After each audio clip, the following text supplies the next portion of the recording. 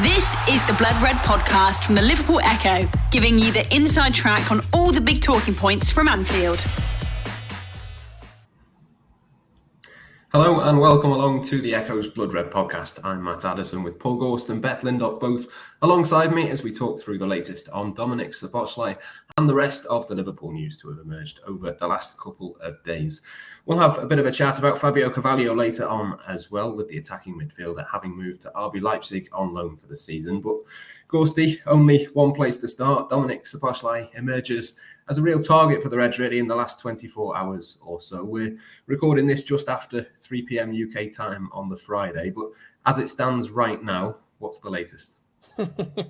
Yeah, as it stands right now is the key phrase there, Matt. It's an interesting one, isn't it? Because I don't know if it happens with you guys, but certainly happens with me. You know, people speak to you and sometimes they say, you know, who Liverpool after and who's on the transfer list and whatever else, and things move that quickly that you can't really second guess them all the time. Liverpool spoke to Szoboszlai's agent on Wednesday, I think. AM Sports, the Hungarian-based agency. And by Friday morning, Liverpool are looking to conclude the deal with Leipzig and triggering the £60 million release clause. So things move just so fast, and it's kind of typical of how Liverpool move. We've seen it in recent years with people like Cody Gakpo, for example, Luis Diaz, to an extent, Fabinho and Diogo Jota going back a little bit further. The only really drawn-out saga that I can think of in recent years was probably Thiago, and that's going back nearly 3 years now. So Liverpool have moved quickly. Spoke to his agents, as I say, we think it was on Wednesday. Initially, Liverpool, people at the club, keen to kind of suggest we don't think it's going to go too far and whatever else. But speaking to people this morning, and the situation has changed dramatically, and Liverpool do have a good relationship with Leipzig, so that has kind of helped smooth the pathway as well. So, yeah, Liverpool looking to do a deal. He's got a £60 million release clause that expires today. That might not necessarily mean that it doesn't get done if it doesn't get triggered today.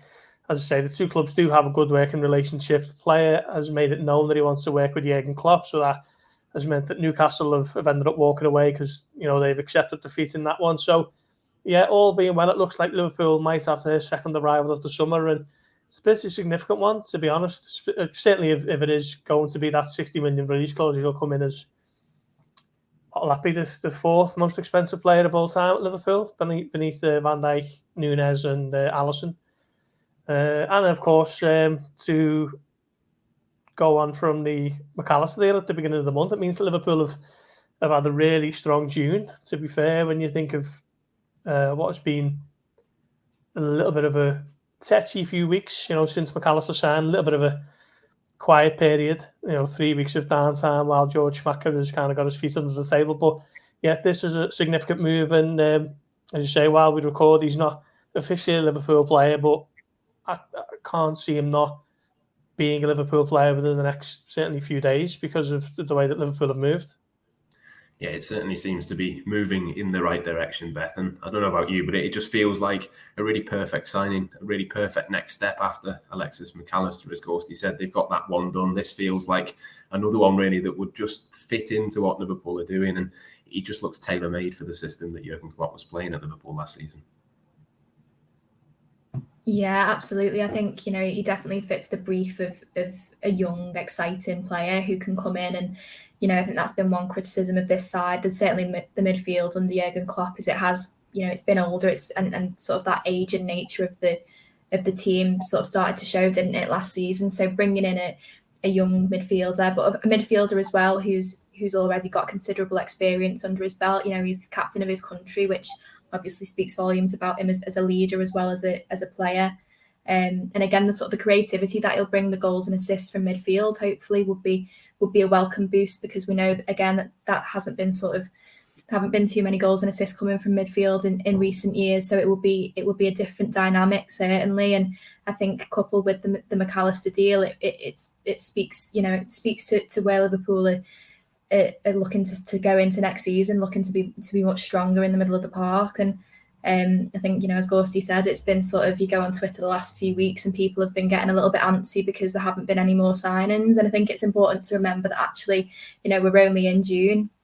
There's still a long way to go in this transfer window. And, if you look at a number of other clubs, I know obviously the Declan Rice deal has been heavily publicised and things like that, but it's actually a lot of clubs haven't made a lot of signings. They've been linked to players. So actually, if Liverpool can get this done in the next few days, then they've got two top players, or certainly players who have the ability to become top players already within the squad and ready to start pre-season. So yeah, it's a really positive step. I like the look at him. I like the look of him. I've seen a few bits of him over the years, and I think definitely he'll be a goal threat and bring a little bit more creativity. But yeah, it does seem like a player would be a good fit, and obviously great to hear that he's keen to work with Jurgen Klopp as well. Yeah, I know he's spoken plenty of times in the past about being enticed by playing at Anfield, and I think it was only earlier this month that he was talking publicly about how much he'd relish the chance to work with a manager like Klopp or Guardiola to sort of take his game to the next level. And that kind of feels to me, Gorsty, like the type of signing that this would be. It's a player who is already at a very good level, but it kind of feels typical of that kind of Diogo Jota type player where they've done so much in their career, but this could really be a next step if it does get done. Yeah, very much so. It's a very Liverpool signing, isn't it, in terms of a player who has developed a reputation to an extent in European football and then will look to use Liverpool as the club where he can become a star of the European game. You look at the players Liverpool have signed in recent years, pretty much all of them have kind of fit that model, don't they? From Fabinho to Addison to maybe even Van Dijk to an extent, certainly Mohamed Salah, Sadio Mane, Roberto Firmino. Pretty much everyone they've signed under the Klopp era and the Michael Edwards era, if you like, is of a similar sort of profile, and that's something that was put to me this morning. Actually, Leipzig and Liverpool are similar clubs in the way that they operate, whereas Liverpool target players between the ages of 22, 24, 25, looking to kind of take that next step. Leipzig are kind of a little bit further back in the pecking order or the food chain, where they're getting players at the ages of 18, 19 and developing them to get to that stage where a Liverpool will come in and make the move. And if you just look at even the players, there's someone who they've lost or they're going to lose. Josko Garvadal, Christopher Nkunku's obviously just gone to Chelsea, hasn't he? So if Szoboszlai does come to Liverpool, then there's three perfect examples of that type of profile. And he did get asked about working with Klopp, didn't he, by Index, who were a Hungarian publication. I think it was earlier this month or maybe late May, and I thought he answered it quite respectfully in terms of saying, of course, he'd like to work with Klopp, but he'd also like to work with Guardiola and Mourinho and whatever else. He didn't really go two-footed in with that particular answer, and kind of was respectful and kept his options open to an extent. But as I say, I was speaking to someone only this morning who was talking about how the pull of Klopp has sealed the deal, and while he could be playing Champions League football with Newcastle, the idea of pushing the train, as Klopp famously said, as one of his players to get Liverpool back in the Champions League next season was more of a pull than going to the northeast and playing up there. Yeah, certainly an interesting one to sort of see how he fits in and all of that sort of stuff. We've mentioned the price tag, the release clause, Beth, is 70 million euros. I just looked up then, as Gorsty mentioned, in Nkunku, I think his was 60 million euros that he went to Chelsea for. So I wonder whether there might be some sort of deal that Liverpool could look at doing there. But in terms of the price, it does kind of seem fairly reasonable to me. When you think of Declan Rice being over 100 million, this kind of feels like a deal which is a bit more Liverpool, but also a bit more reasonable just in terms of where the market is at this particular moment in time. It does. I mean, as you say, that the market at the moment, especially for young, talented midfielders, is very inflated, isn't it? We've seen that with Declan Rice. So, obviously it's a fee. It's not, it's as Gorst said, to be the fourth most expensive signing in Liverpool's history, but it's also reasonable for a player who's got a very high ceiling, a player that could potentially, play for the club or play at a very high level for the next decade. It seems a reasonable fee, and I think obviously when you look back at when the Bellingham saga was playing out, and obviously one of the key reasons that Liverpool moved away from that was, spending that money on Bellingham would hamper their ability to be able to spend on other top targets too. And I think, if they can get Szoboszlai in for a decent price, coupled with the McAllister deal, which was obviously incredible business, bringing him in for the fee that they brought him in for, it shows exactly why they did step away from the Bellingham one, and whether you agree with that or not, it makes sense in a way. It's a logical decision to have, spread that money across a few top targets. And I think certainly if they can get another player in for a decent fee, then I think, fans might actually start to think maybe it was the best decision to walk away from the Bellingham deal, as much as it was difficult, and it'll be difficult to see him in a Real Madrid shirt next season. You can see why Liverpool moved away from that deal. Yeah, sorry, mate, go on.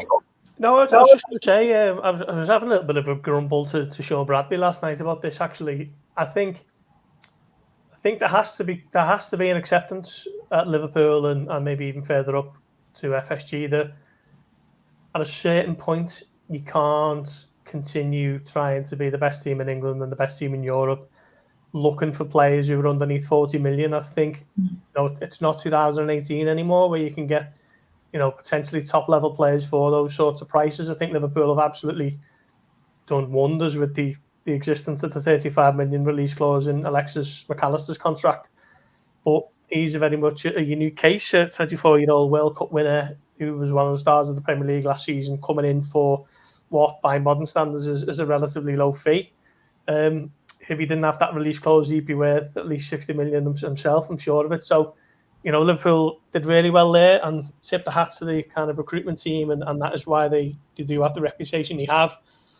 But hearing, when the initial news came out about Szoboszlai that maybe it could be a little stretch too far in terms of the price, and Liverpool don't have Champions League football to contend with, they're not going to be getting the bounty from that. I think at a certain point there's got to be an acceptance now that the goalposts have moved a little bit, and you've got to start paying a little bit more as the going rate for these sorts of players. So if Liverpool can manage to kind of get Szoboszlai in for underneath that 60 million release clause, then again, fair play to them on the negotiating side of things. But I don't think it's an unreasonable sum for someone who's 22 years of age, someone who's a goal-scoring midfielder, who's captain of his national team. A decent national team in Hungary, to be fair, that they're not, they're not one of the great sides of Europe, but the development certainly. So, it just feels like it ticks a lot of boxes, to be fair. And I think him playing on the right side of that midfield with McAllister on the left and Fabinho as it stands as the kind of number 6, I think that's a really strong midfield to go with next season. Then you've still got the likes of Thiago and Henderson and Jones and Elliott and Stefan Bajcetic to come into it as well. So, it's been a really good couple of days actually for Liverpool. Yeah, it's interesting as well with Mason Mount. It looks like he's going to go for a similar fee. Obviously, only had a year left on his deal, but it does kind of feel, in terms of the way that Liverpool are going to set up in the future. They've obviously changed the system, the way that they're playing, Beth. It kind of feels like they are looking for a bit more goals, a bit more creativity. It's a bit of a change of emphasis. Well, not even a bit, a lot of a change of emphasis when you think of where Liverpool were a couple of seasons ago. I think, on his own, Dominik Szoboszlai will have scored or assisted more goals than the entire Liverpool midfield did last season. It's a big upgrade, if this is the way that they're going to go. It is, and I think obviously sort of not having as many goals and assists from midfield wasn't a problem when you had sort of the famous front three firing on all cylinders. You had Mo, who was guaranteed to get you 20 goals at least a season, really, in the Premier League, and Sadio Mane, similar number, Roberto Firmino, and obviously now, we know Mo's still keeping up those incredible numbers, but you look at Darwin Núñez, we don't know what his future's going to be, where he's going to play. Cody Gakpo as well. He's not sort of a super prolific goal scorer, although he had a pretty decent return last season.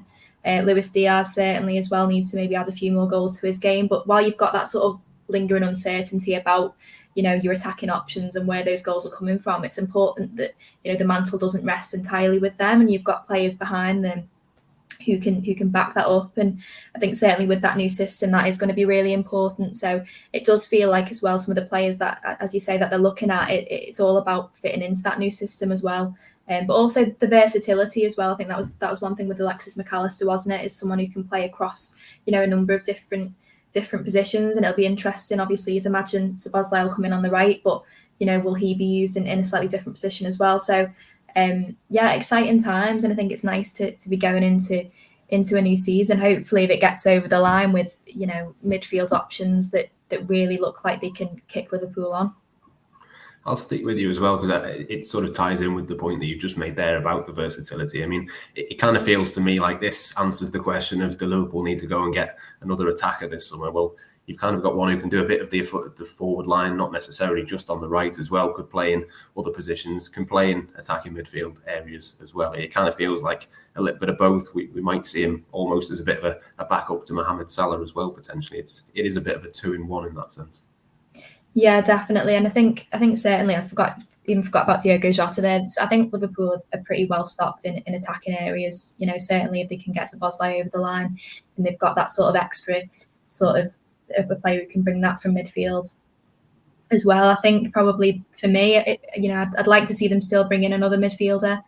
Certainly when you look at Liverpool's injury history, it'd be nice to have another player to who you can rely on to come into the midfield. But I think probably if they're going to look anywhere else, it's got to be the defence, hasn't it? Especially with this new system, you're thinking a centre back on the left side maybe.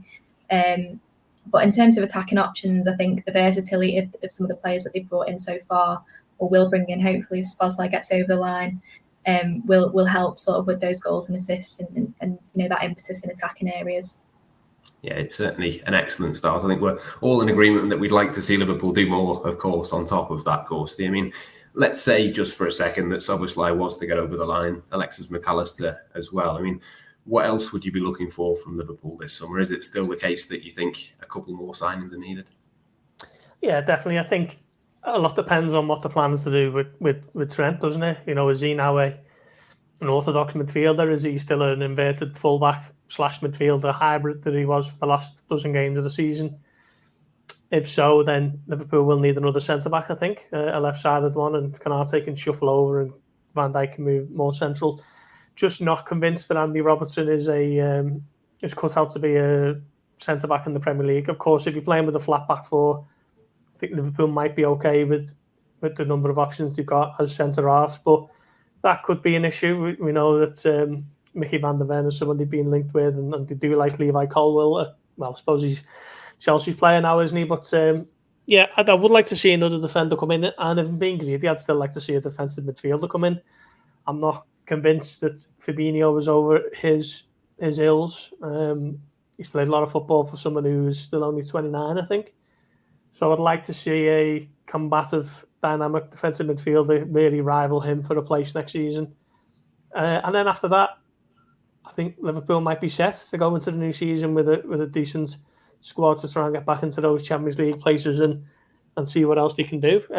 We've seen the kind of progress you can make with a good summer from Arsenal last year, didn't we, with Zinchenko and Jesus, and they went from being, also rans to really pushing for the Premier League title until the final week. So reluctant to suggest Liverpool can do that, but they've certainly got a nucleus of a squad who have proven themselves as winners, haven't they? So it's a bit of a rebuild this summer. I think we've all written about that and talked about that at length.